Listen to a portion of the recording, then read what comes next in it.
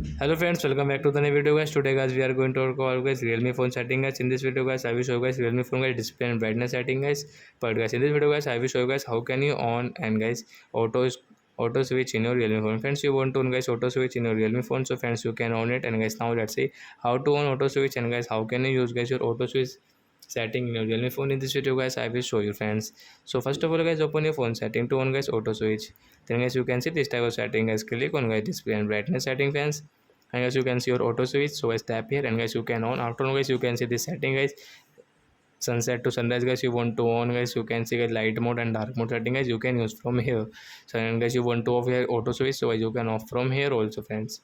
So are you friends, you have understood how to on and off auto switch, and guys how to use auto switch setting in a Realme phone. So that's it guys, thanks for watching the video guys. Now we will meet on next video guys with new topic. Before going guys, please go and like my video, subscribe my channel. Bye bye friends, thanks for watching the video guys.